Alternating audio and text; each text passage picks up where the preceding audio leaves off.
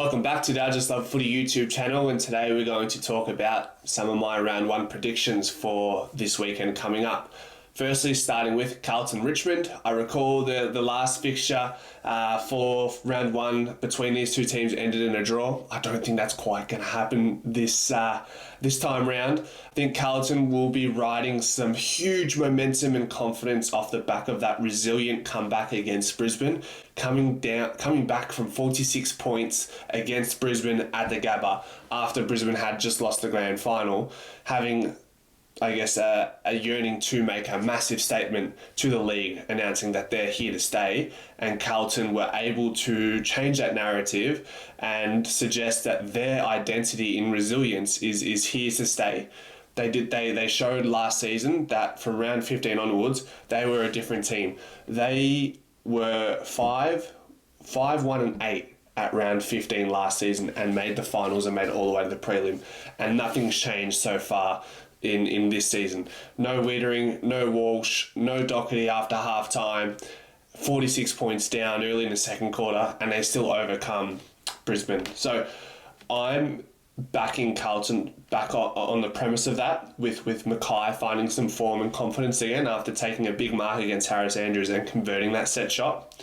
And Curnow does what Curnow does. I think Carlton still get the job done against Richmond with those players missing. Richmond do have Tom Lynch and Dustin Martin coming back in, which will be positive for them, but I just don't think it's enough for their team. I just think they don't have enough polish. They're not clean enough with the ball, and I don't know where their youth is coming from. Thompson Dow got absolutely destroyed by Matt Rowell while he was on him, and that was largely part of the reason why Rowell was able to accrue 20 clearances for the game. So, I'm not too sure. I think Thompson Dow is a prospective player and lowered his colours against Rowell, but I think there's a few pieces missing for Richmond, and I don't think Noah Bolter is the answer as far as being the second key tool for Richmond moving forward. In saying that he has been playing as the main key tool while Tom Lynch has been out. So we'll see what that dynamic looks like on Thursday night. But for me, I've got Carlton winning by a margin of 33 points. And I think that's the floor rather than the ceiling. Moving on to Collingwood versus Sydney at the G. Now, this is an unfurling of the flag for Collingwood, and the returning Brodie Grundy as well will feature in that game, and will feature prominently based off his performance last week against Max Gawn. Had a massive game, beat him in the air, beat him around the grounds, and ultimately helped will their midfield into overcoming a very experienced midfield trio in Viney, Petrarca and Oliver. Premiership calibre midfielders got shown up in that second half particularly, and the Sydney midfield, young Sydney midfield, weathered the storm and rode off the backs of the likes of Isaac Heaney and Tom Papley early in that game to get things going. So Collingwood need to be mindful. Yes, Sydney are rolling a young midfield, but they've got the older blokes, like, I say older, but relative to their midfield contingents right now, Isaac Heaney and Tom Papley are going to have an impact, and they're going to try impose themselves early like they did against Melbourne. So, Colin would have to be wary of that. Nick Blakey has to be an emphasis for Collingwood to nullify his impact. He had a great game, 2 goal assists from memory, which is an amazing input from a half-back flanker. And obviously he can intercept the ball as well, so that's something Collingwood need to be mindful of. I'm going to go Collingwood still. I think had they kicked straight in front of goal against GWS in a down performance, they would have still won. So if that's Collingwood's worst, then I think Collingwood bounce back this week and get their transition play moving better. And I think with Jeremy Howe hopefully coming back, that will provide some more stability in the back line.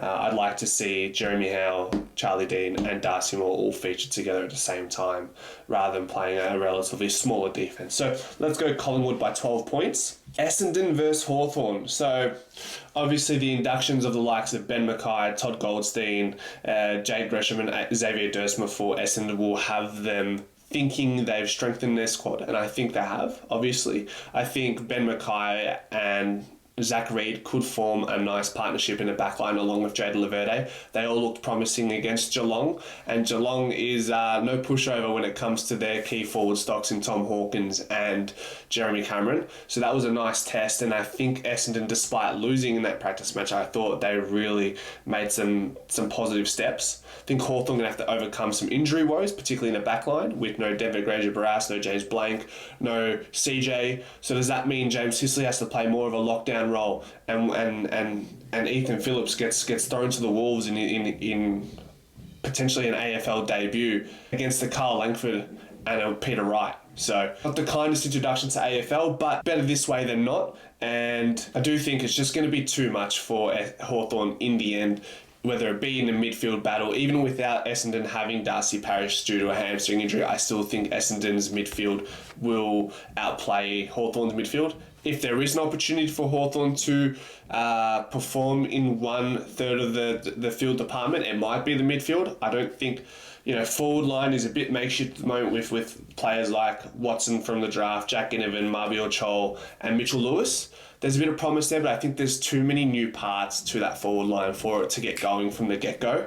So that will be more of a work in progress. So I think Hawthorn will be putting their eggs in the midfield basket and seeing how that goes. But without the likes of Will Daynare, it doesn't make their challenges any easier. So I will go Essendon by 18 points. How about that? Let's stick with that for now. Next up, we've got GWS versus North Melbourne. We won't spend too much time on this because, respectfully, I think GWS get the job done by probably 10 goals, maybe more. I think North Melbourne showed some really promising steps in the pre-season, and they have a huge pool of young players with emerging talent. And I think, if LDU and Harry Sheasel and Zerha and Blakey can continue to will their club forward, I think they will be much better than what they were last year, but not an easy assignment to begin with this year against the GWS side, who, before the Collingwood game, you probably say their forward line is their weak point, but when you look at the way their forward line came together to fruition against Collingwood on the weekend, with Callum Brown kicking 5 goals, Brent Daniels 4, Hogan plays a role, Cadman kicks a couple. Now you start to wonder, okay, well, GWS, they've got a good defence, they've got a good midfield, and now they've built on their forward line. And that's really concerning for the rest of the league, and I think we're going to see that be omnipresent against North Melbourne this week. I think, GWS by 10 goals, but North will come out wanting to establish a winning mentality from the get-go. So don't be surprised if they really do have a crack early on in the game. But I think as the game progresses, it will become too overwhelming for North Melbourne. Geelong versus St Kilda at GMHBA Stadium. The narrative for this game will be: will Geelong bounce back from their premiership hangover last year? Where does their midfield talents come from? With no Cam Guthrie, you got to rely on the likes of Max Holmes and Tanner Bruin now, who could be really good midfielders in the AFL. I just don't know if they are at the in the upper echelons of the league, even at the peak of their powers.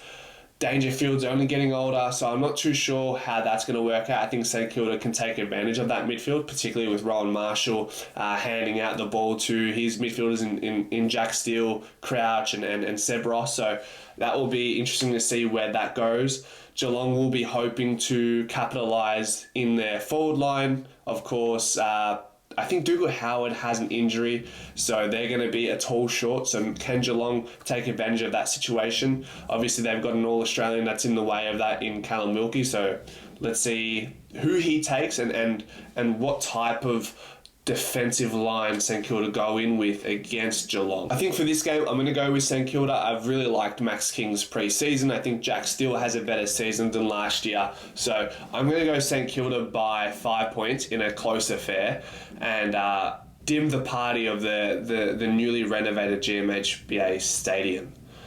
Moving on to Gold Coast versus Adelaide. Now, this is an interesting one because I think if you had been asked who would have won this game last week, most tipsters would have gone with Adelaide, given the season they've had and being the high offensive power team that they are. I think people are leaning towards Gold Coast now after their performance against Richmond, the big jump they had.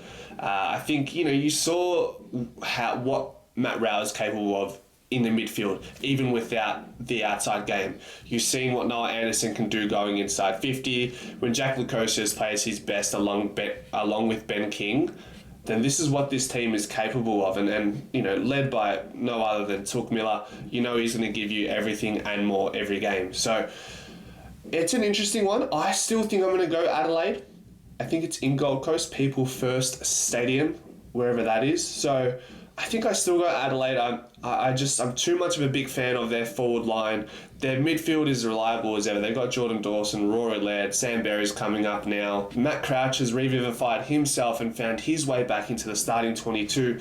Obviously, the weak point will be their defence with no Nick Murray and no Tom Doedee, who's now obviously gone to Brisbane. That will be a challenge within itself. Daniel Curtin isn't set to debut, so a lot of pressure on the likes of McElhenney and Jordan Butts. I'm going to go Adelaide by 23 points with this one. I think their offensive powers are going to overwhelm Gold Coast across the grounds. I do obviously rate the likes of Will Powell and Charlie Ballard and Sam Collins, but I think Adelaide is going to take their offensive firepower to another level, and that's amazing to suggest considering they finished as the highest scoring team last season, but I think they can go up another notch. On to the Sunday fixtures, Melbourne versus Western Bulldogs. Melbourne obviously coming off a disappointing game against Sydney. You could have argued for them in the first half that they had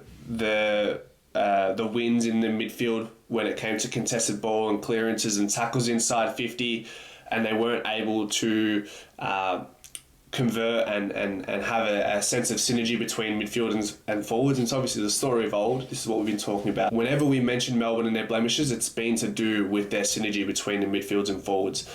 Obviously it was quite dewy. Petrarca did mention on AFL 360 last night that it was quite difficult conditions and they probably didn't play to the conditions as well as Sydney did. Sydney did had a higher kick to handball ratio as far as more kicks relative to handballs than Melbourne did, suggesting that Sydney were able to adapt and were more aware of the dewiness and the way the game needed to be played. So I'm not too quick to jump off the Melbourne bandwagon. I still think they're a top 4 fancy team, and they don't come up against anybody easier than the Western Bulldogs. They're a great outfit as well, and they're going to look to find themselves back in the finals this season. And with the likes of Jamarra Ugle-Hagan, Aaron Norton, Sam Darcy and the likes doing what they're doing in the forward line in the pre-season and building off last season, it's going to be a hard game. You've got a midfield battle for the ages between Bont, Libba, maybe Riley Sanders versus a Petrarca, Oliver and Viney. And then you have Tim English and Maxwell going at it in the ruck department. So a great matchup, and I think it'll be a great game, and I think Melbourne will get back to winning ways and snap a 3-game losing streak dating back to the qualifying final last season and get a win, Melbourne winning by 10 points. For Adelaide versus West Coast at Adelaide Oval, a difficult feature for the two bottom sides last year in North Melbourne and West Coast. Getting Port Adelaide a top 4 side at Adelaide Oval is not the start you'd be hoping for. However, I'm really excited from a West Coast standpoint to see the development of Ruben Ginbey and Harley Reid, and then tie that in with Oscar Allen in the forward line. I think those 3 players can really drive West Coast's club moving forward. However, it does not mean they will be beating Port Adelaide this weekend. The new additions of Radagolia and Zerk Thatcher tied in with the All-Australian in Aaliyah. I think it will be an interesting matchup once you consider throwing Jack Darling and Waterman into the forward trio for West Coast. I think that will be a nice little matchup to keep an eye on for the game. But I think, overall, Port Adelaide, particularly in the midfield with Rosie, Butters and Wines, I think they're going outwit the likes of Tim Kelly, Harley Reid if he rolls through, Ruben Jinby. I think it will be a difficult task for West Coast, and I think they go down by 55 points. The last game for the weekend is a Sunday twilight game, Fremantle versus Brisbane. Now, of course, Brisbane got their pants pulled down against Carlton throughout that entirety of the second half and gave up a 46-point lead. So they're going to look to quickly make amends and avoid being 0-2 to start the season, which would be extremely difficult if you want to be a premiership side and challenge for the top four and get that double chance moving into the finals. So that's probably the first thing that Brisbane are concerned about, just getting that win on the board and get the ball rolling. And putting aside what happened last week and putting aside what happened in the grand final. But it's going to be against a bullish opposition in Fremantle, a team that's hard to move the ball against. They can be a bit boring to play against as well because they move the ball and take their time.